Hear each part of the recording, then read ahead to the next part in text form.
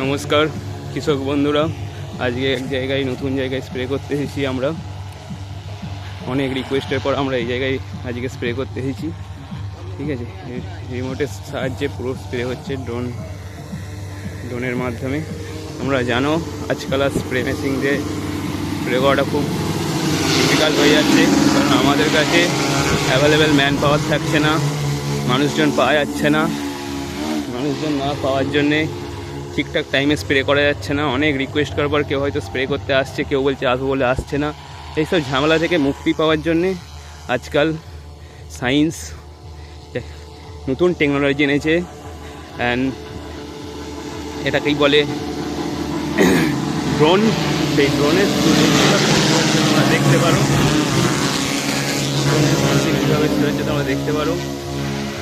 এটা একটা 2.5 বিঘের মতো জমি, তো স্প্রে হবে মাত্র 2 মিনিট, 1.5 থেকে 2 মিনিট লাগবে। পুরো স্প্রে হয়ে যাবে রিমোটের থ্রুতে। এই আমাদের পাইলট পুরো রিমোটের সাহায্যে কন্ট্রোল করছে।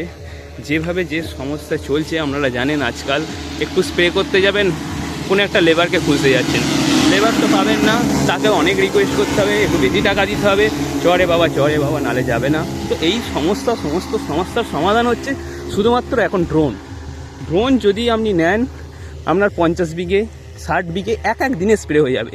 আপনি ম্যান পাওয়ার দিয়ে পারবেন, লেবার দিয়ে পারবেন এতটা একদিনে করতে? অনেক লেবার লাগবে, অনেক লেবার আপনাদের নিয়ে আসতে হবে, তবে সেই স্প্রেটা করতে পারবেন। তো আমরা জানেন যেভাবে আমাদের লেবারের ক্রাইসিস হয়েছে, হ্যাঁ, সেই হিসাবে এটা স্প্রে করাটা খুবই ডিফিকাল্ট হয়ে উঠেছে আমাদের জন্যে।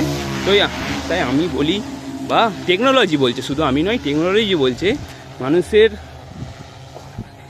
এত কাজ করার ক্ষমতা কমে যাচ্ছে। সব এখন সব মেশিন। আপনারা জানেন ধান কাটার মেশিন উঠে গেছে, সব কিছু মেশিনের থ্রুতে হচ্ছে। তো আজকাল স্প্রেটাও মেশিনের থ্রুতে হবে। এই ড্রোন আমরা দেখতে পারেন কত সুন্দর স্প্রেটা হচ্ছে, আমরা খেয়াল করে দেখুন কত সুন্দর স্প্রেটা।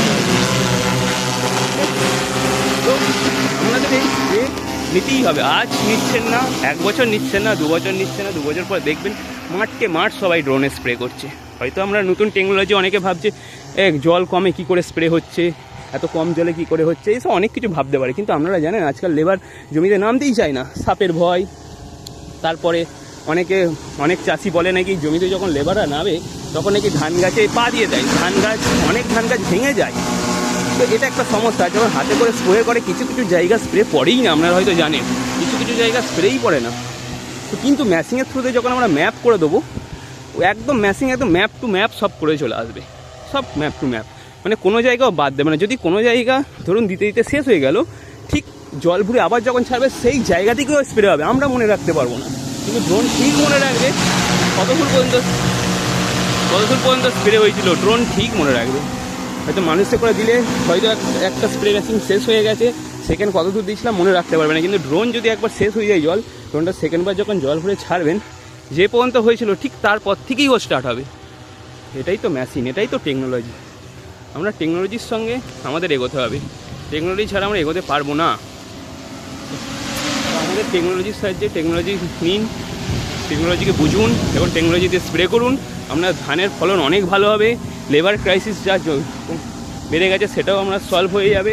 তো চাই আপনারা দেখুন, ড্রোন দিয়ে স্প্রে করুন, যোগাযোগ করুন আমাদের সঙ্গে, আমরা সব স্প্রে করে দেবো। এই রিমোটের সাহায্যে দেখুন কোথায় চলে গেছে ড্রোন দিয়ে। পুরো 2.5 বিঘে জমি আমাদের 1.5 মিনিটে কমপ্লিট হয়ে গেল। এই দেখুন রিমোট, দেখুন আপনি আমার রিমোটে কীভাবে ম্যাপ হয়ে গেছে, বা দেখুন এই ম্যাপের থ্রু দিয়ে পুরো হচ্ছে। ঠিক আছে, এই যে কিছুটা জল বেড়ে গেছিলো, কোনো জায়গায় যদি বাদ থেকে যায় সেইগুলো যদি বললেও সেগুলোও দিয়ে দেওয়া যাবে পরে।